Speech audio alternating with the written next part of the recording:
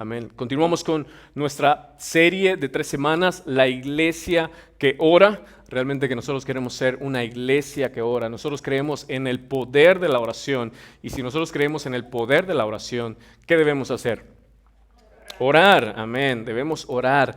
Y hemos estado en Efesios capítulo 3, versículos del 14 al 21, y el pastor Israel la semana pasada estuvo compartiendo con nosotros los primeros 2 versículos, 14 y 15, y él nos explicaba de que cómo nosotros oramos importa. ¿No es cierto? Cómo nosotros oramos tiene una gran importancia en nuestra vida como creyentes. Y aprendíamos 5 formas de orar. Él mencionaba 5 maneras de cómo nosotros debemos de orar y que es muy importante para nosotros como iglesia. Y estas son: debemos orar, número 1, desesperadamente. Número 2, humildemente. Número 3, urgentemente. También debemos orar confiadamente que nuestro Dios nos escucha, amén. Y por último debemos orar expectantemente. No hay mejor cosa que orar y esperar con ansias la respuesta de nuestro Dios que llegará. Por eso es que debemos orar expectantes de lo que Dios va a hacer en nuestras vidas a través de nosotros estar expuestos a tener tiempos de oración, tiempos que sean significativos en nuestra vida. Esta semana tuvimos la oportunidad de estar orando. Desarrollamos una guía de oración que está dividida en 14 días. Estamos hoy exactamente a la mitad de esa guía de oración. Y no voy a pedir que levanten sus manos, pero quisiera preguntar algo personal y que ustedes se contesten. ¿Cómo estuvo la primera semana? ¿Cómo estuvieron los primeros 7 días de oración en ustedes? ¿Cómo lució esta semana que pasó? ¿Estuvimos pendientes de la guía de oración? Cada día teníamos 2 oraciones para poder estar orando como iglesia, una oración personal y una oración por nuestra iglesia. Yo espero que nosotros hayamos sido intencionales en hacer eso, en orar y en buscar estas 5 características de cómo nosotros debemos orar. Pero si tú no lo hiciste, siempre hay una segunda oportunidad. Nuestro Dios es Dios de oportunidades, amén. Y tenemos todavía la otra mitad de la guía de oración. Y por si fuera poco, tenemos la iglesia abierta toda la semana de 7 a 7 para que aquellos que puedan venir y orar acá en medio nuestro por nuestros hermanos.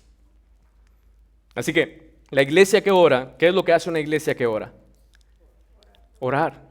La iglesia que ora, ora. Eso es lo que nosotros queremos que nosotros seamos. Y hoy estaremos aprendiendo en los versículos del 16 al 19 que una iglesia que ora, no solamente lo que ora importa, sino que también qué es lo que ora importa. Y ese es el título del mensaje del día de hoy. ¿Qué oramos importa? Y lo vamos a ver en los versículos del 16 al 19. Así que, ¿qué tal si leemos Efesios capítulo 3? Si pueden estar conmigo en su Biblia, en Efesios capítulo 3. Vamos a leer de los versículos 14 al 21 para recordar qué es lo que estos versículos dicen.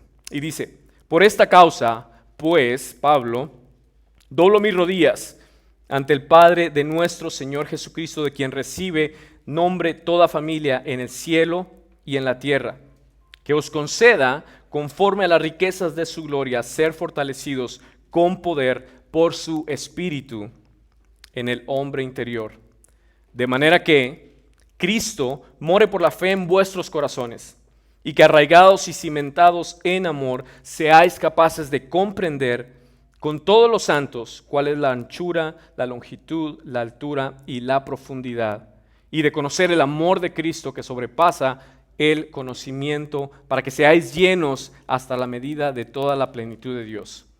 Y aquel que es poderoso para hacer todo, mucho más abundantemente de lo que pedimos o entendemos, según el poder que obra en nosotros, a Él sea la gloria en la iglesia y en Cristo Jesús por todas las generaciones, por los siglos de los siglos.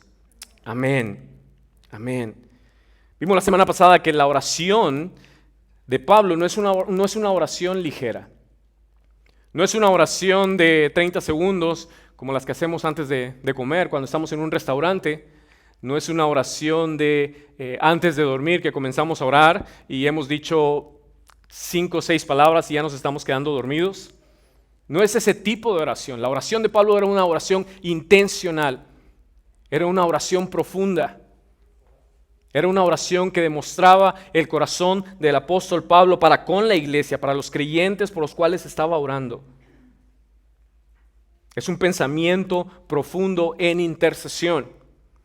Pablo hace el uso libre del acceso que él tiene directamente con Dios, que él menciona en los versículos 11 y 12. Él dice en el 3, 11 y 12, conforme al propósito eterno que llevó a cabo en Cristo Jesús nuestro Señor, en quien tenemos libertad y acceso a Dios con confianza por medio de la fe en Él.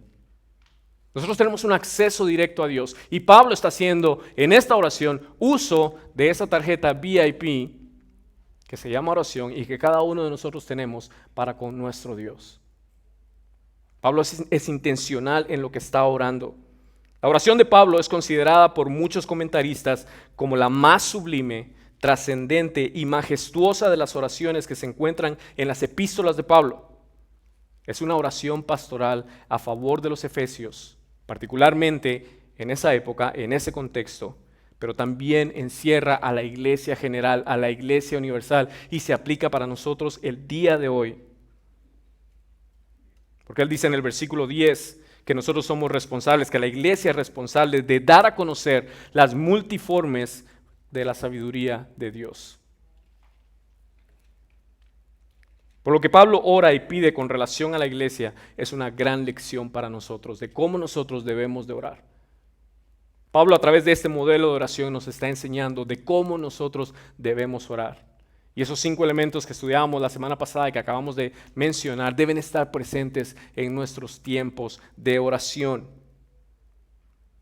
¿Qué oramos importa? Y Pablo nos va a enseñar de qué es lo que debemos orar para que Cristo, a través de su Espíritu Santo que mora en nosotros, pueda obrar en nuestra vida. Vemos entonces que Pablo pide en esta oración, en los versículos 16 y 17, yo los voy a leer, dice, que os conceda, conforme a las riquezas de su gloria, ser fortalecidos con poder por su Espíritu en el hombre interior, de manera que Cristo more por la fe en vuestros corazones, y que arraigados y cimentados en amor, seáis capaces de comprender, y luego más adelante vamos a leer esos versículos. Pero por lo que Pablo ora en esos 2 versículos, y este es el punto número 1, es que nosotros como iglesia podamos experimentar el poder de Cristo en medio nuestro. Pablo lo que está pidiendo en esos 2 versículos es que nosotros podamos experimentar el poder de Cristo. No hay nada místico detrás de esta petición de oración.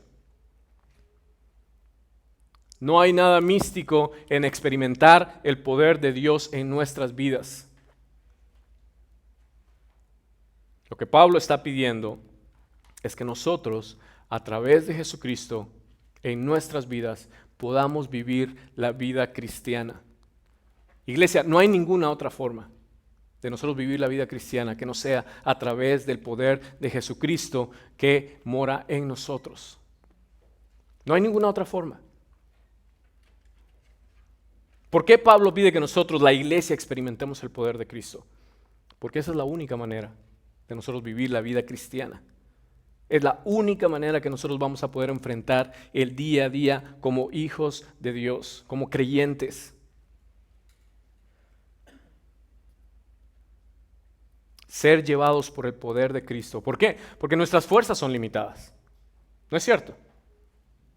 ¿No es cierto que nuestras fuerzas son limitadas, tanto físicas como espirituales, humanamente? ¿Qué pasa con nuestras ilusiones? Pueden ser muy grandes, pero se desvanecen. Nuestras emociones son engañosas. Nuestros sentimientos son sentimientos encontrados que nos engañan constantemente. Nuestros ideales son egoístas. Nuestros impulsos humanos perecen rápidamente. No se puede, sino solo por medio del poder de Jesucristo, enfrentar la vida como hijos de Dios. No podemos vivir de ninguna otra manera. solamente a través de experimentar el poder de Cristo en nosotros. Todo cristiano, cada uno de nosotros que hemos creído en Jesucristo, necesitamos de esa gracia que nos ha sido dada cada día, todos los días, que nos permite enfrentar las pruebas, resistir a la tentación, que nos permite vivir por fe, esperar en el Señor. Y por eso es que Pablo está pidiendo por esto, por la iglesia, que esto sea una realidad en la vida de la iglesia y aplica a nosotros el día de hoy. Porque de lo contrario, no funciona. Ustedes se recuerdan que la semana pasada el pastor Israel hablaba de que lo que está pasando ahora, acá mismo, debajo de este techo, no funcionaría si no fuera por el poder de Jesucristo y su amor obrando en nosotros. Nuestros matrimonios no funcionarían sino solamente a través del poder de Jesucristo obrando en nuestra vida. ¿Por qué? Porque mi corazón es egoísta. Yo quiero que las cosas se hagan como yo quiero, como a mí me gusta.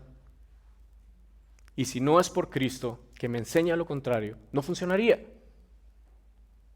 El pastor Israel siempre lo dice, pecadores viviendo bajo el mismo techo. Es la fórmula perfecta para ¡pum! Explosión segura. Y no hay momentos en que nos encontramos así, en nuestro hogar, en nuestra familia, en la iglesia, que llegan esos momentos de tensión y que solamente pueden ser apaciguados por el poder de Jesucristo a través de nuestra vida. De lo contrario, no funcionaría. Todo cristiano necesitamos de esa gracia que mora en nosotros a través de Jesucristo. Ahora veamos minuciosamente qué es lo que Pablo está diciendo en estos versículos. Comenzando con el versículo 16. Pablo dice, que os conceda, es el deseo de Pablo, es la súplica de Pablo. Y dice, conforme a las riquezas de su gloria. Esta frase es clave, porque esta es la base, esta es la fuente de la respuesta garantizada que nosotros tenemos a esa oración que Pablo está haciendo y a nuestras oraciones. Esta última frase, conforme a las riquezas de su gloria, se refiere a la fuente, el recurso inagotable de donde viene la respuesta de nuestras peticiones a Dios. Conforme a las riquezas de su gloria.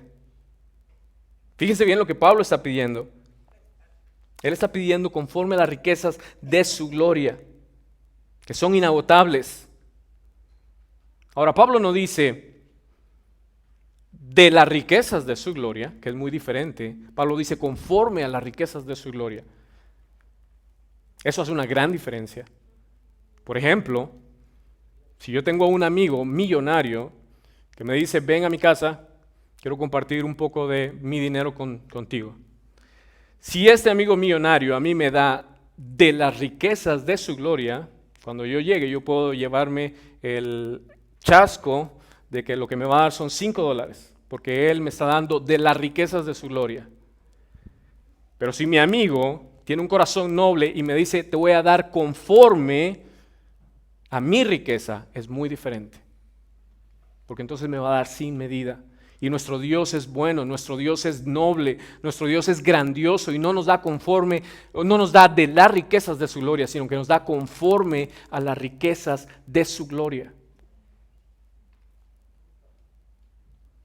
Esta semana se lanzó oficialmente una canción de nuestra iglesia, No soy yo sino Cristo en mí, y la canción comienza diciendo, no hay gracia en el cielo, inmensurable gracia hay en Cristo y no hay más que el cielo pueda dar. Y no hay más que el cielo pueda dar, no porque se terminó, sino porque no tiene límites y lo dio todo por nosotros. Esa es la bondad de Dios. Esas son sus riquezas, las riquezas de su gloria. La semana pasada el pastor Israel nos decía, trae tus peticiones al Señor. Y esas peticiones que traigas al Señor, agrégale más. Y trae las más difíciles.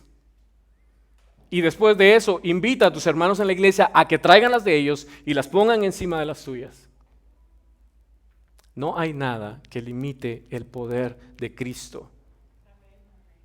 No hay nada que agote la fuente de gracia de nuestro Dios. Hay suficiente para todos, interminable. Filipenses 4, versículo 19 dice, y mi Dios proveerá a todas vuestras necesidades conforme a sus riquezas en gloria en Cristo Jesús. Podemos pensar que lo que Pablo estaba pidiendo era en cuanto a necesidades materiales. Y es parte dentro del paquete de nosotros tener a nuestro Dios, es que Él puede suplir nuestras necesidades espirituales, tanto como materiales, como lo dice Filipenses. Pero el versículo 16 no solamente se refiere a eso. Hay algo mejor que cada uno de nosotros como creyentes podemos disfrutar al recibir conforme a las riquezas de la gloria de Dios. Y eso es Cristo. Es Cristo en nuestras vidas. Eso sí cambia la historia de nuestra vida. Que Cristo mora en nosotros lo cambia todo.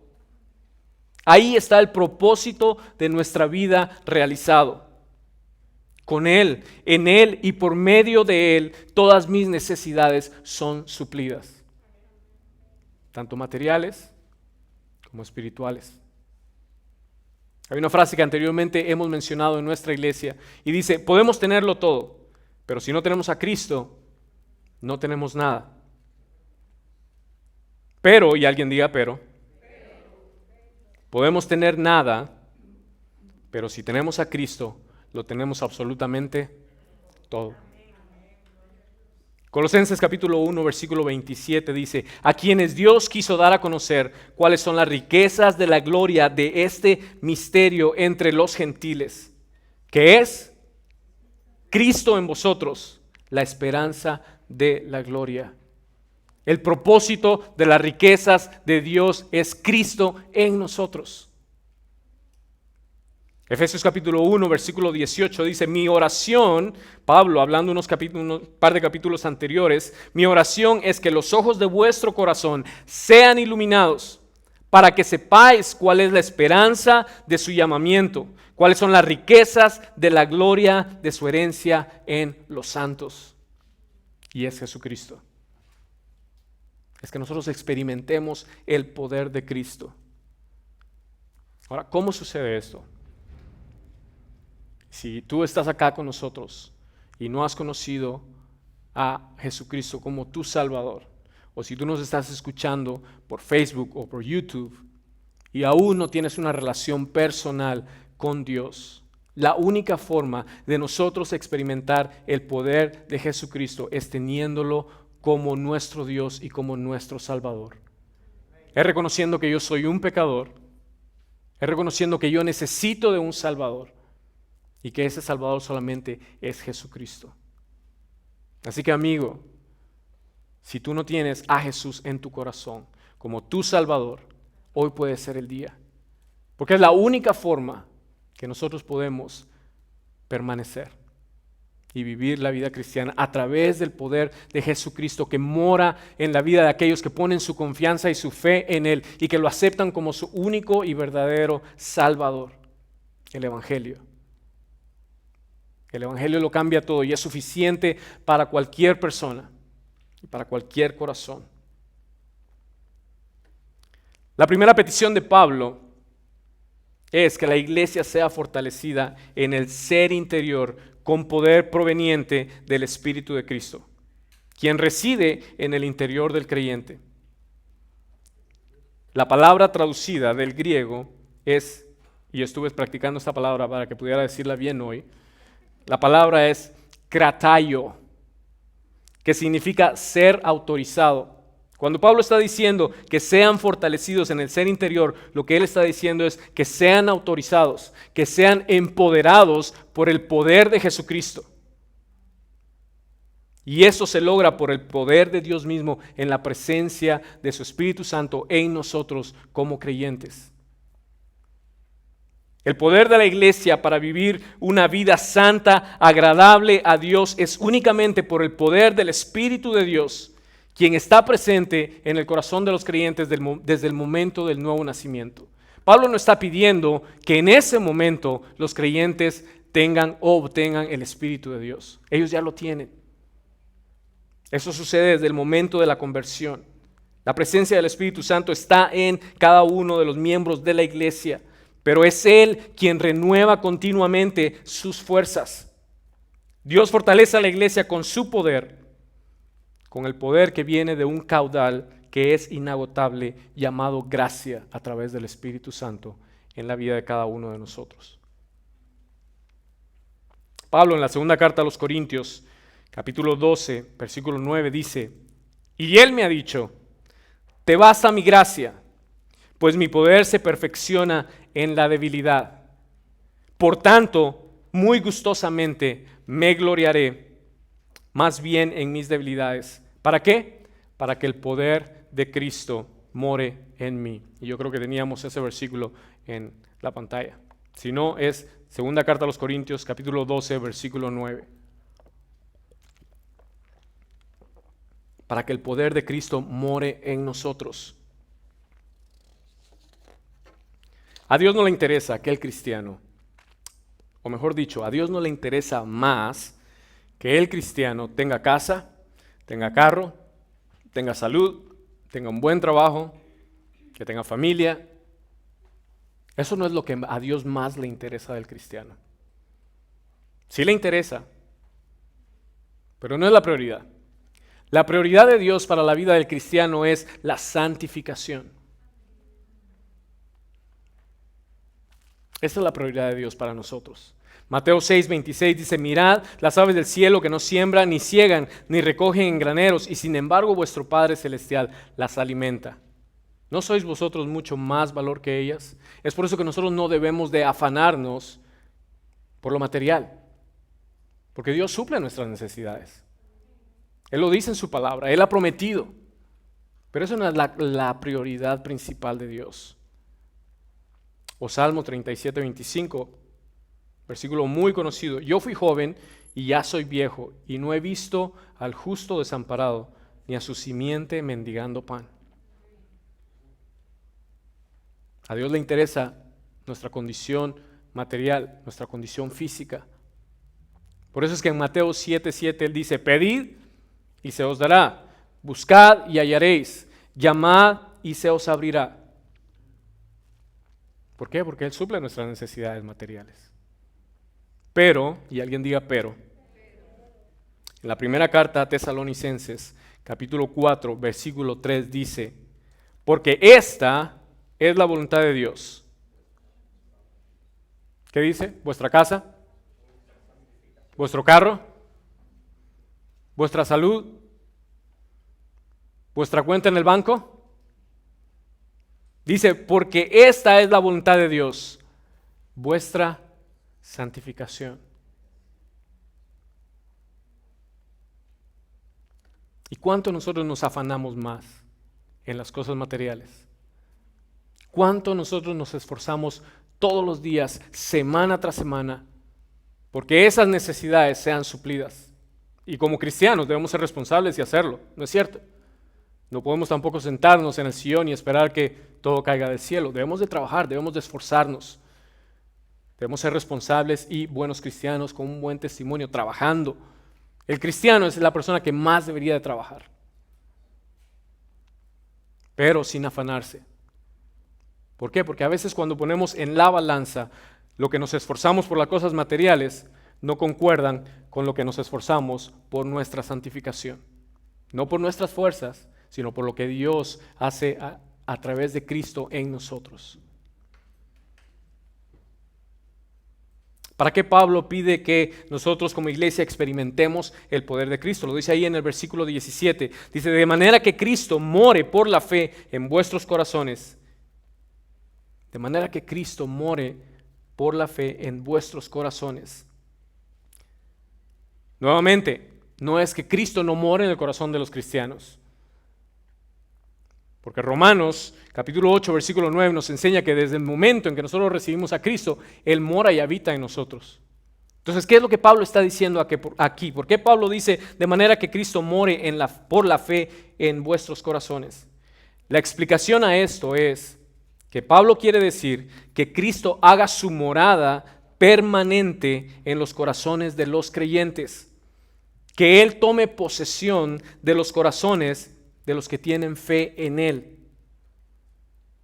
Si el corazón del ser humano es el trono de sus sentimientos y de sus pasiones, el corazón del creyente debe ser el trono permanente de Cristo. No es lo mismo que yo te invite a ti a que tú te subas conmigo a mi carro, a mi automóvil, para nuestros hermanos amados mexicanos, el coche, mi esposa. No es lo mismo que yo te invite a ti a que te subas conmigo a mi carro, a que yo te dé la llave y te diga, tú manejas. Tú puedes estar sentado conmigo en el carro a la par, e incluso puedo pedirte que te subas atrás. Y a veces los creyentes tenemos a Cristo así, en nuestro carro. Lo tenemos ahí con nosotros, pero tú vas a un lado, o vete atrás. Es muy diferente a que yo le diga, toma la llave y toma tú el control. Y eso es lo que Pablo está diciendo acá. Eso es lo que Pablo está pidiendo acá.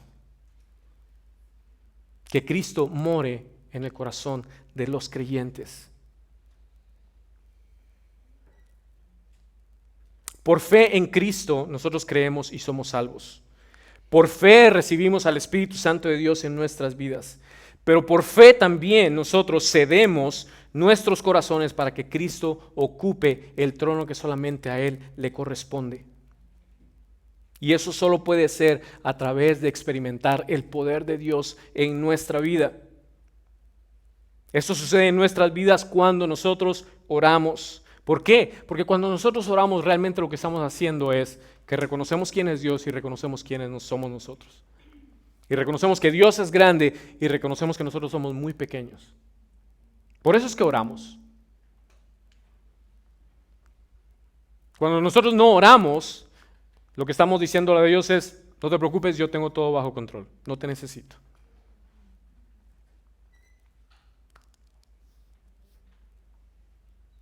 Y Dios tiene que tomar el control de nuestra vida.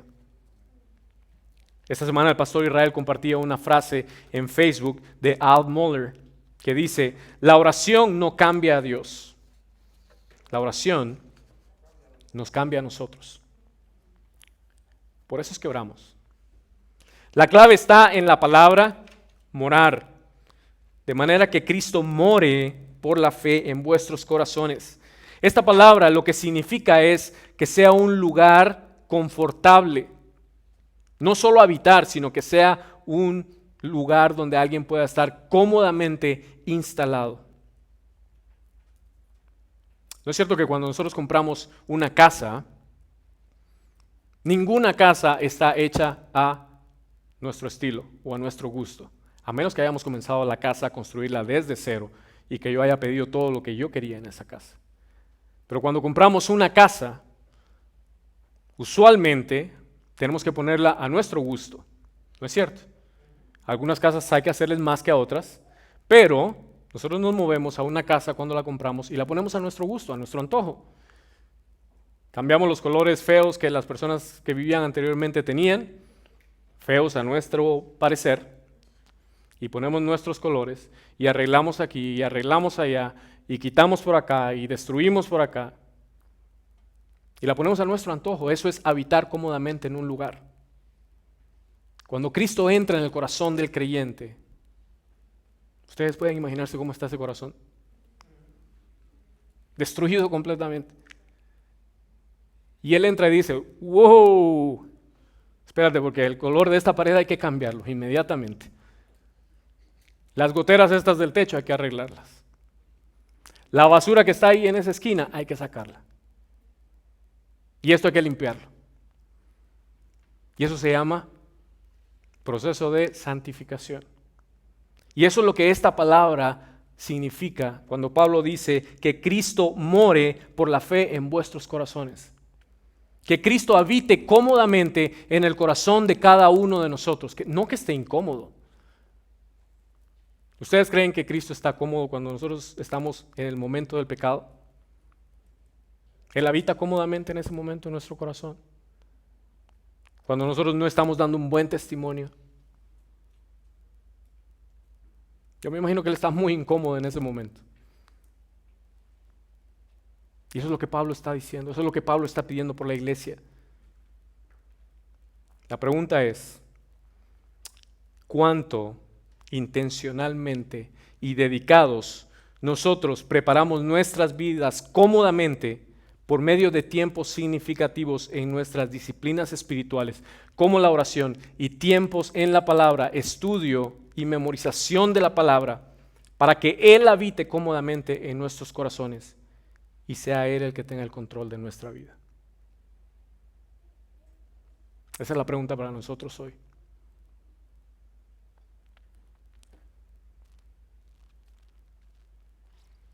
Y Pablo ora por eso. Pablo ora para que el poder de Cristo sea reflejado en nuestras vidas. Y nosotros entonces podamos amar bien a los demás y servirles bien. Cuando yo no estoy siendo un buen esposo y no estoy amando a mi esposa de la manera que Cristo me lo pide, no es el poder de Cristo fluyendo a través de mí. Ese soy yo, es mi carne, es mi pecado. Cuando yo no estoy tratando bien a mis hermanos en la iglesia, ese no es el poder de Cristo fluyendo en mí. Cuando yo no trato bien o cuando yo no hablo bien de mi jefe, o cuando yo no trato bien a mis trabajadores, o a las personas allá afuera, ese no es el poder de Cristo obrando en mí. Ese es el poder del pecado que hay en mí.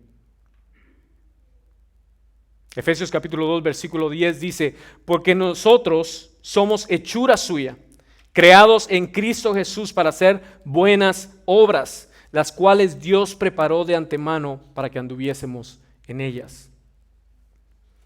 La segunda carta a los Corintios, capítulo 4, versículo 16 dice, por tanto, no desfallecemos, antes bien, aunque nuestro hombre exterior va decayendo, sin embargo, nuestro hombre interior se renueva día en día. Eso se llama santificación. Cuando nosotros decimos que nosotros somos cristianos, hijos de Dios, cuando nosotros compartimos con alguien del Evangelio, automáticamente ellos ponen una fachada en nosotros, ¿no es cierto? Usualmente es perfección. Esta persona me está hablando que es cristiano, es perfecto. Y no es perfección. Estamos muy lejos de perfección. Pero lo que sí debemos hacer es representar dignamente a Jesucristo. Y a veces nuestro testimonio no concuerda. ¿A cuántos de ustedes les gusta la música clásica? Pocos. Está bien, no hay problema. No a todo el mundo debería gustarle la música clásica.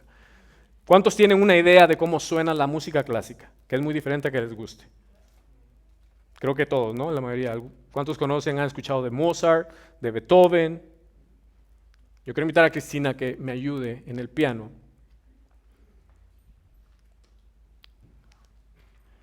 Ya que tenemos una idea de cómo suena la música clásica, yo quiero que escuchen esta preciosa melodía de música clásica.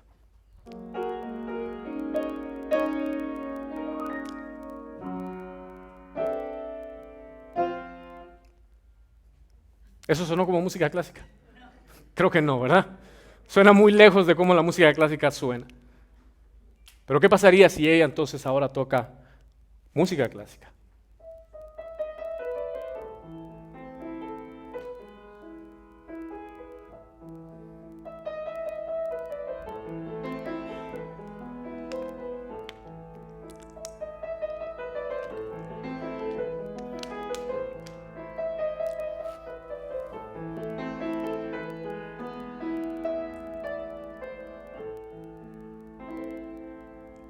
Gracias, Cristina. Eso sí sonó como música clásica.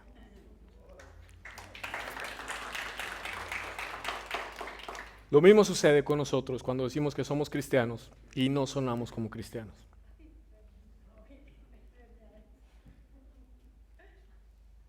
¿Por qué? Porque hay una batalla en nuestro interior, que es por el control de nuestra vida.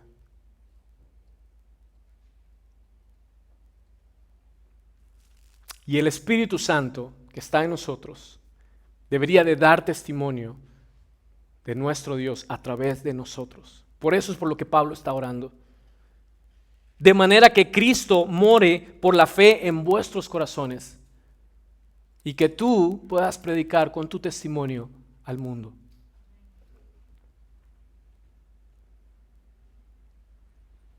Ahora la pregunta es, ¿cómo hago esto, pastor? ¿Cómo fluye que el poder de Cristo more o habite en mi vida? Lo vemos ahí en los versículos 17 en adelante. Dice, y que arraigados y cimentados en amor, seáis capaces de comprender con todos los santos cuál es la anchura, la longitud, la altura y la profundidad, y de conocer el amor de Cristo que sobrepasa el conocimiento. Pablo no solamente pide porque nosotros experimentemos el poder de Cristo, Pablo también pide porque nosotros experimentemos el amor de Cristo, y es el punto número 2. La oración de Pablo es para que nosotros experimentemos el amor de Cristo. Simultáneamente con la petición anterior, que nuestro corazón sea ocupado y controlado por Cristo, el apóstol pide que los creyentes sean arraigados y cimentados en amor. El deseo de Pablo es que los creyentes sean fortalecidos. ¿Para qué? Para amar, porque el amor es la virtud que prevalece. ¿Recuerdan lo que dice la primera carta a los Corintios, capítulo 13, versículo 13? Y ahora permanecen la fe, la esperanza y el amor, estos tres. Pero el mayor de ellos es el amor. Por eso es que Pablo está pidiendo que mientras nosotros somos fortalecidos por el poder de Dios a través de Cristo que mora en nosotros, nosotros seamos capaces de comprender el amor de Cristo, cimentados y arraigados en el amor de Cristo. Juan capítulo 15, versículo 9 dice, como el Padre me ha amado, así también yo os he amado. Y la ordenanza es, permaneced en mi amor. ¿Se recuerdan ustedes de la predicación del Evangelio de Juan en el capítulo 15? Jesucristo basta, porque separados de mí, nada podéis hacer. ¿Es eso cierto? ¿Que nada podemos hacer separados de Cristo? No. Porque yo puedo cepillarme los dientes y estar separado de Cristo. Yo puedo hacer crecer mi cuenta de banco y estar separado de Cristo. Hay cosas que yo puedo hacer y estar separado de Cristo. Pero nada que tenga un fruto eternal puede suceder en la vida de alguien si no está conectado a la vida de Cristo. Nada que esté relacionado con el Evangelio puede suceder en la vida y en el corazón de una persona si no está injertado en la vida de Cristo. Cristo fluyendo a través de nosotros. Y nuevamente hago el anuncio. No soy yo, sino Cristo en mí. Si no han escuchado la canción, vaya y escúchela. No soy yo, es Cristo en mí. Es Cristo en mí. La primera carta de Juan, capítulo 4, versículo 16 dice, y nosotros hemos llegado a conocer y hemos creído el amor que Dios tiene para nosotros. Dios es amor, y el que permanece en amor, permanece en Dios, y Dios permanece en él.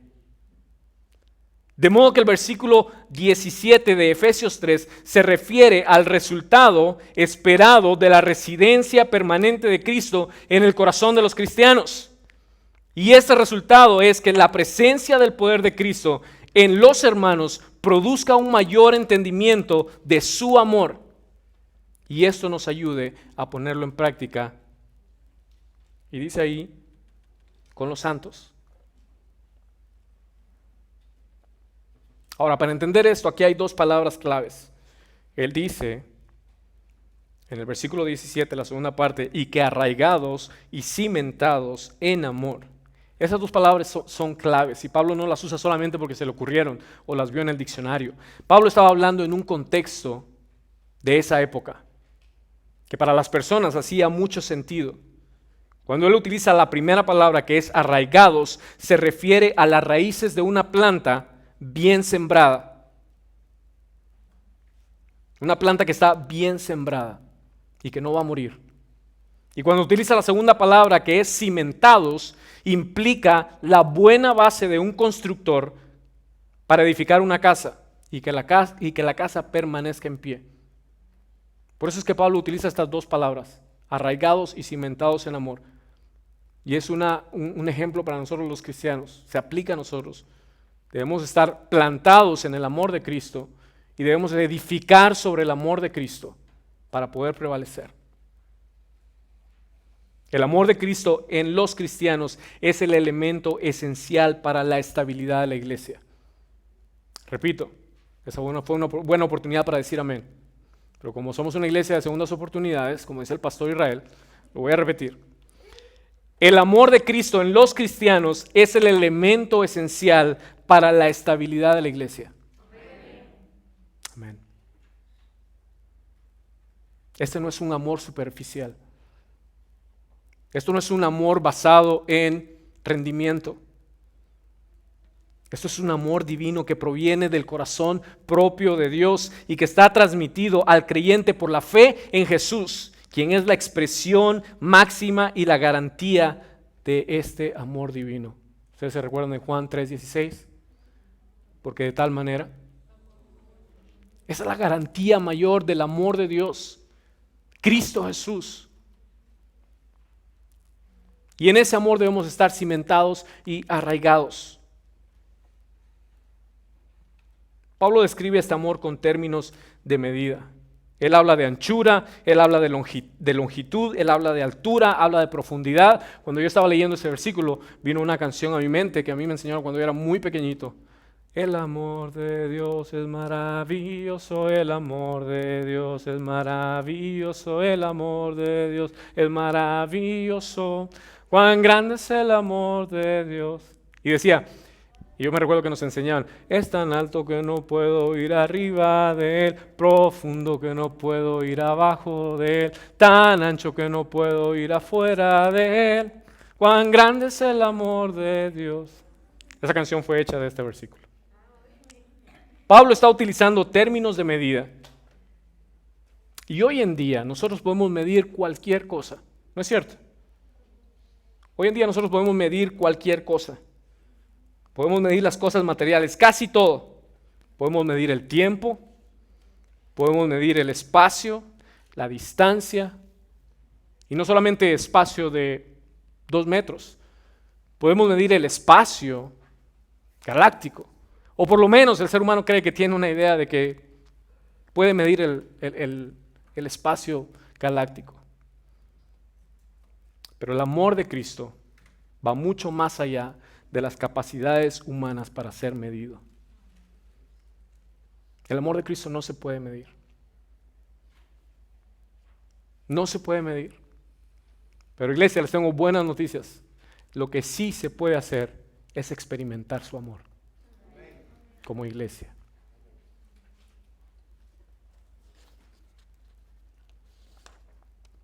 Y este es el caso de los creyentes por los que Pablo estaba orando.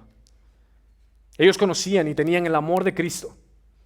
Pero aún así, Pablo está orando para que ellos y ahora nosotros aumentemos nuestro conocimiento de ese amor. Y para nosotros poder entender esto de una mejor manera, Pablo utiliza 2 palabras más en el versículo 18. Y él dice, desde el 17, nuevamente voy a leer, de manera que Cristo more por la fe en vuestros corazones y que arraigados y cimentados en amor, dice el 18, seáis capaces de comprender con todos los santos cuál es la anchura, la longitud, la altura y la profundidad, y de conocer el amor de Cristo que sobrepasa el entendimiento. Pablo utiliza 2 palabras más que son claves para nosotros entender esto. La primera es comprender. Y esta palabra, el verbo original, encierra la idea de asimilar algo, entender algo, hacer lo propio. Comprender es una actividad relacionada a la mente, al conocimiento, al raciocinio. Y nosotros como iglesia tenemos que comprender el amor de Dios. ¿Cómo comprendo yo el amor de Dios? Mira la cruz. Ahí se comprende el amor de Dios. Cuán grande fue su amor. que lo dio todo por nosotros, que dio a su Hijo único, lo más preciado que tenía, por nosotros. Y la segunda palabra que Pablo utiliza es conocer. Y alguien me dirá, bueno, pero esas dos palabras suenan muy parecido. Comprender y conocer. Sí, pero son muy diferentes. En el idioma español probablemente suenen muy parecido, pero en el original, el griego, son muy parecidas. Son dos verbos completamente distintos. Y la palabra conocer en el original denota completamente está relacionado a experiencia. Es algo de relación, no solamente es comprender, sino se trata de ahora, yo ya comprendo, ahora yo tengo que relacionarlo a mi vida, yo tengo que experimentarlo en mi vida. Por eso es que la oración de Pablo por la iglesia no solamente es que la iglesia comprenda y atesore las dimensiones del amor de Cristo y sus efectos, sino que lo experimenten como un estilo de vida. Y eso solo se logra teniendo una relación íntima con Dios. ¿A través de qué? A través de estar en su palabra. ¿A través de qué? A través de estar en la oración. No solamente crecemos en nuestro conocimiento del amor de Cristo, sino eso nos impulsa a vivirlo con los santos y con aquellos que necesitan escuchar el mensaje del Evangelio también. Mientras más nosotros amamos, menos, ¿cuál sería el antónimo de amar? Odiar. Mientras más nosotros amamos, menos nosotros odiamos. ¿Cuál es el primer mandamiento? Amarás al Señor con todo tu corazón y con todas tus fuerzas. ¿Cuál es el segundo? Amarás a tu prójimo como a ti mismo. Y alguien puede decir, eso es fácil de comprender porque yo me amo a mí mismo y yo puedo entender que debo de amar a los demás como yo me amo a mí mismo. Yo me amo a mí mismo. Esa es una cacofonía, ¿no? Cacofonía. Eso.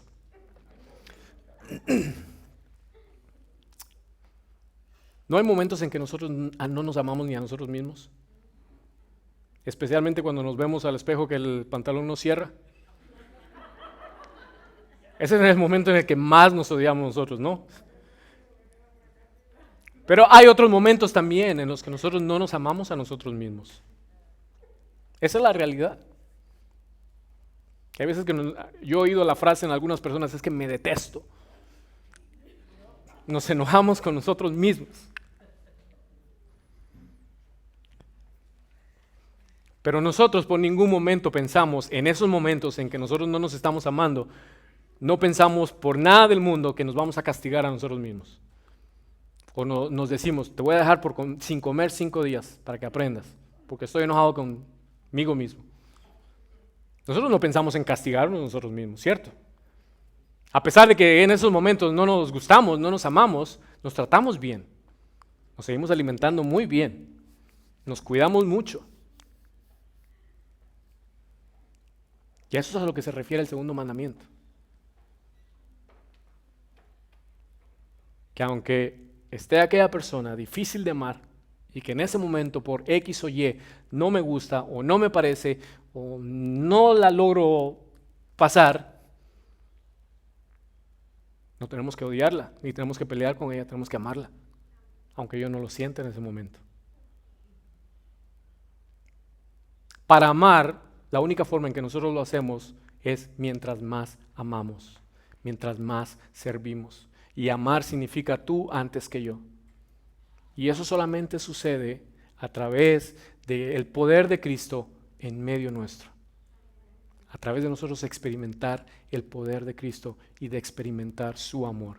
¿Por qué? Porque aunque yo no sienta amar a alguien, y eso sucede hasta en las buenas familias, hasta en las mejores familias, pero aunque yo no sienta amar a alguien, la palabra de Dios me manda a hacerlo. Y no lo voy a poder hacer en mis fuerzas naturales, humanas, pero sí a través del poder de Cristo. Y es por eso es que la iglesia funciona. Nosotros experimentamos y es su amor que nosotros experimentamos. Nosotros experimentamos y es su amor que nosotros experimentamos.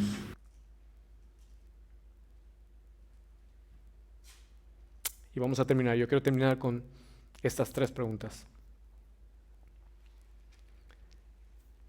¿Cuánto, y quisiera que se contestaran personalmente, cuánto estamos orando por ser fortalecidos por el poder de Cristo para que Él more en nosotros diariamente y tome el control absoluto de nuestro ser? ¿Cuánto estamos orando por eso?